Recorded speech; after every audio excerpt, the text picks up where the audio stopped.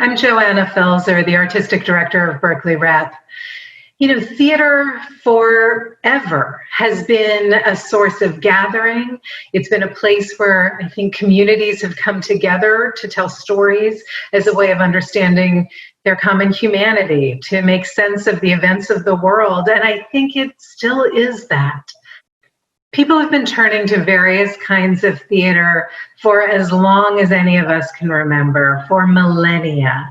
It's how we make sense of the world. It's how we make sense of our community. It's how we come together in peace. It's how we come together in times of conflict. So at this particular moment for Berkeley Rep, we've really been trying to figure out how we harness that power of storytelling, how we give voice to a really diverse community of artists so that we can continue to bring this capacity for community, for gathering to our audiences, even in a moment that we're totally denied the capacity to gather in person, which is the thing that we most love to do. One of the ways that we're trying to tackle this is with a new radio play that we're doing. It launches on October 13th, and it's actually an adaptation of a play that we did live and in person 4 years ago in 2016 in the run-up to the last election.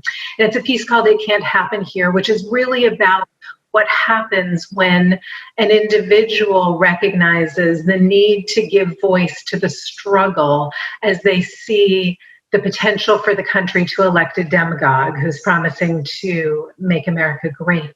So in this moment, Berkeley Rep is doing this now as a radio play adaptation. We're using the technology we have available to us. We've had the capacity to gather an amazing group of artists, but I think more importantly, we're partnering with more than 75 organizations around the country, with universities, with other theaters, with community centers.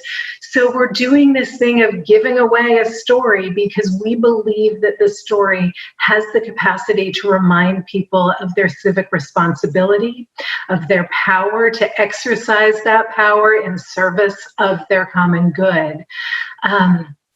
We're also focused a little bit on something more local. We're doing a series of stories set in and around the city of Berkeley, not in and around, specifically in the city of Berkeley, engaging a group of artists who have really deep roots in the Bay Area to tell stories that are location specific.